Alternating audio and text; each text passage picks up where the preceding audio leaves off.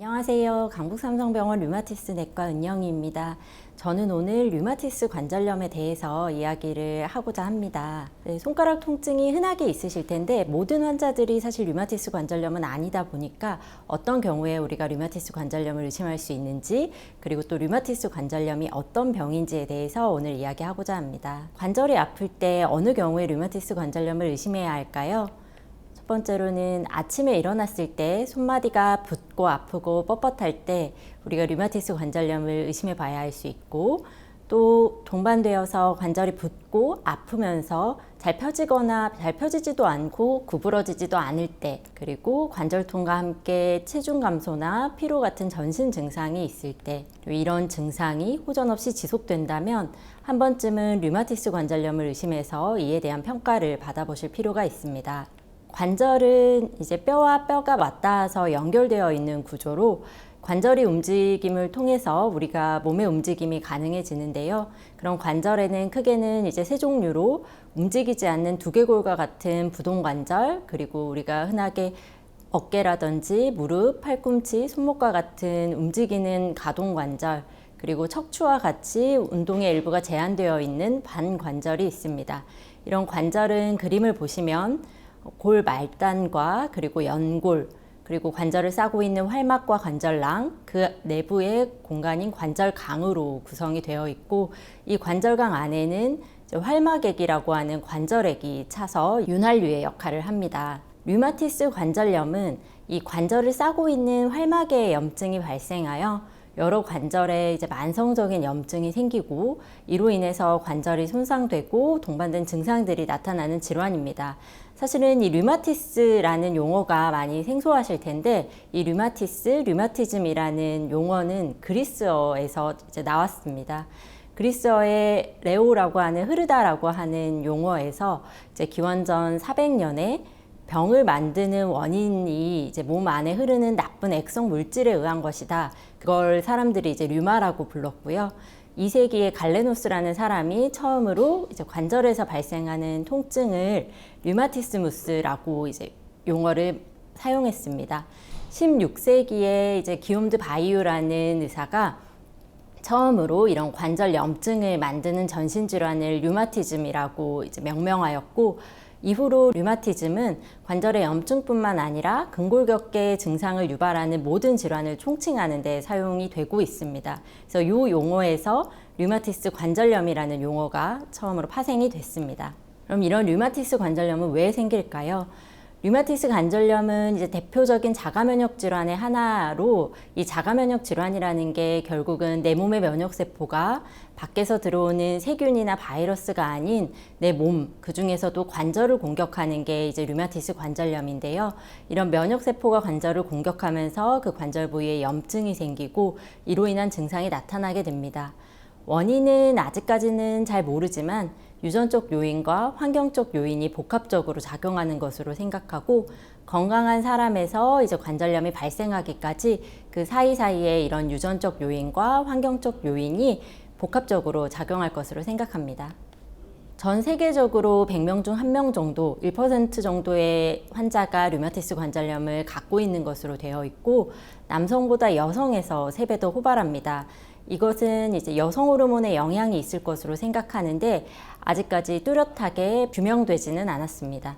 어느 나이에나 발생할 수 있지만 40대에 호발하는 경향을 보이고, 환경인자 중에서는 흡연과 치주염이 큰 영향을 미치는데, 그 중에서도 흡연은 류마티스 관절염에 가장 잘 알려진 환경인자로, 금연을 하더라도 그 효과가 금연 이후에도 일정 기간은 지속되는 것으로 되어 있고, 그리고 류마티스 관절염의 발병뿐만 아니라 치료 약제의 효과를 떨어뜨리기도 하기 때문에 금연을 하는 것이 매우 중요합니다. 류마티스 관절염의 증상은 대표적으로는 이제 관절 증상이 나타나는데 수주 또는 수개월에 걸쳐서 서서히 나타나는 것으로 되어 있고, 주로 손가락이나 손목 등의 작은 관절을 대칭성으로 여러 관절을 침범하는 것으로 되어 있습니다. 가장 대표적인 증상은 관절의 통증과 붓기, 그리고 뻣뻣함이고, 아침에 일어났을 때 뻣뻣한 조저광직이 1시간 이상 유지될 수 있습니다. 또한 이런 관절 증상 이외에도 전신 통증이라든지 뻣뻣함, 체중 감소, 우울감, 피로 등과 같은 관절 외의 증상이 동반될 수가 있습니다. 그래서 류마티스 관절염의 증상으로 대표적으로는 이런 초기에는 손 관절에 붓기가 나타날 수가 있고, 그 다음은 심하게 이제 진행된 경우에 이런 관절의 손상으로 인한 관절 파괴가 관찰될 수가 있고요. 이런 관절의 침범은 그림에서 보시다시피 모든 말초 관절을 침범할 수가 있고, 양측을 대칭성으로 침범할 수가 있고, 특징적으로 척추는 잘 침범하지 않는데 경추 1, 2번은 침범할 수가 있습니다. 그럼 이런 류마티스 관절염이 관절에만 국한되어 문제가 생기는지가 궁금하실 텐데요. 사실은 우리가 류마티스 관절염이라고 부르지만 관절이 아닌 다른 장기에도 문제가 생길 수 있는 전신 질환입니다. 대표적인 증상으로는 골 감소증이나 근력 저하 같은 것들이 동반이 될 수 있고, 피부에 생기는 류마티스 결절이나 상공막염과 같은 눈의 염증 등이 동반이 될 수 있습니다. 드물게 혈관염이 생길 수가 있고, 이제 염증이 심할 때는 빈혈이 동반될 수가 있습니다. 류마티스 관절염 환자에서 드물지만 관절 외 증상인 간질성 폐질환이 생길 수가 있고, 심장을 싸고 있는 심장막에 염증이 생기는 경우도 드물게 보고되고 있습니다. 그리고 중요한 것 중에 하나는 이런 류마티스 관절염이 있는 환자분들이 심근경색이라든지 협심증과 같은 관상동맥 질환의 위험도가 증가하기 때문에 이에 대한 모니터링이나 관리가 매우 중요합니다. 류마티스 관절염의 진단은 한 가지 증상이나 검사만으로 진단할 수는 없고, 이런 환자분의 임상 증상과 그리고 신체 검진 소견, 혈액검사, 영상검사 등을 종합하여 진단하게 됩니다. 그 중에 혈액검사에서는 이제 일반 혈액검사를 통해서 백혈구나 빈혈, 혈소판의 이상을 확인하게 되고, 우리가 흔하게는 염증 수치, 염증 치수라고도 부르는 급성기 반응 물질인 ESR, CRP라고 하는 혈액검사들이 진단에 도움이 될 수 있습니다. 그리고 아마 많이들 들어보셨을 텐데, 류마티스 인자나 이제 항-CCP 항체라고 하는 류마티스 관절염에서 나올 수 있는 자가항체 검사를 해볼 수가 있는데요. 류마티스 인자는 이제 최근에는 건강검진으로도 많이 하고 계실 텐데, 사실 류마티스 관절염 환자에서 10명 중 7명 정도에서 나오고 3명 정도는 류마티스 인자가 안 나올 수가 있어서, 류마티스 인자가 안 나온다고 류마티스 관절염이 아닌 건 아닙니다. 또 이런 류마티스 인자가 류마티스 관절염이 아닌 갑상선 질환이나 비형간염 등 다른 질환에서도 양성으로 보고될 수가 있어서, 류마티스 인자가 나온다고 또 모두가 류마티스 관절염은 아니기 때문에 의심된다고 생각하시면 류마티스 내과 진료를 받아보시는 게 제일 중요합니다.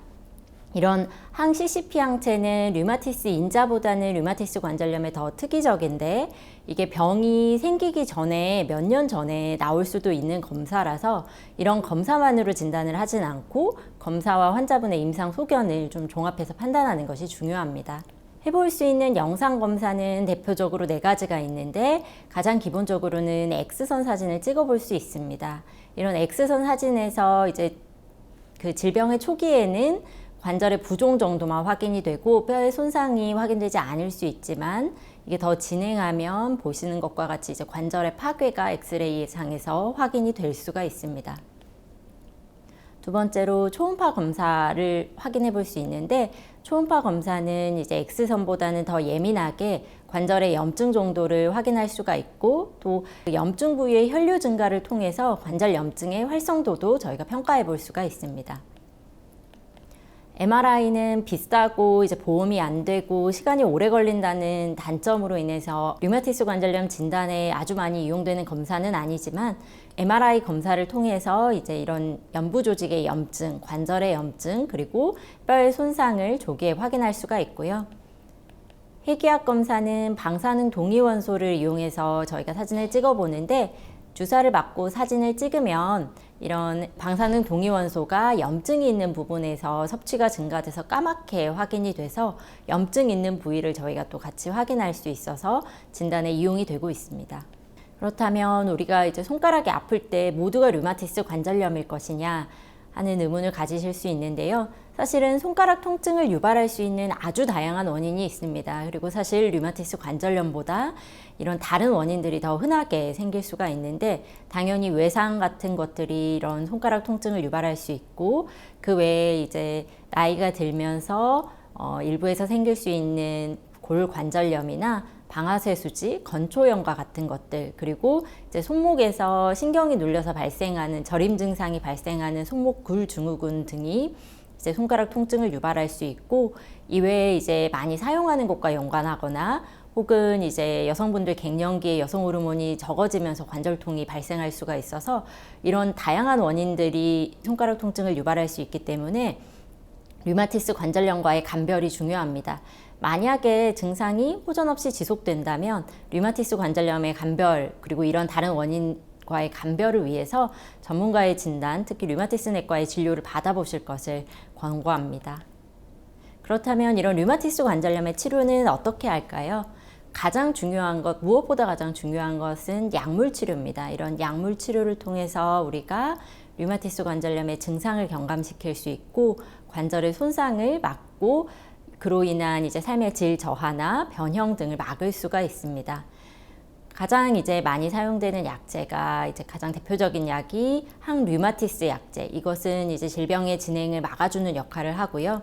통증 조절을 위한 비스테로이드 소염제, 그리고 그 질환의 초기에 염증을 빨리 가라앉히기 위해서 스테로이드라고 하는 약이 같이 사용될 수가 있습니다. 류마티스 관절염의 치료에서 중요한 건 이제 조기에 항류마티스 약제 치료를 시작해서 관절의 변형을 막는 것이 제일 중요합니다. 류마티스 관절염 환자분들이 과연 어떤 운동을 해야 하는지 궁금함이 많으실 텐데요. 염증이 심한 활동기에는 사실 운동을 하는 것보다는 충분한 휴식을 취하고 운동은 이제 운동 범위 안에서 부드럽게 운동을 해주시는 편이 좋습니다.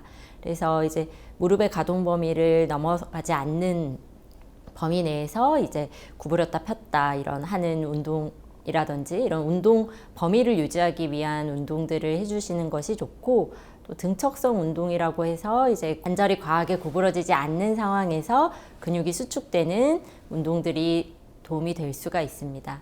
염증이 가라앉으면 근력을 강화시키는 적극적인 운동을 해주시는 것이 좋은데요.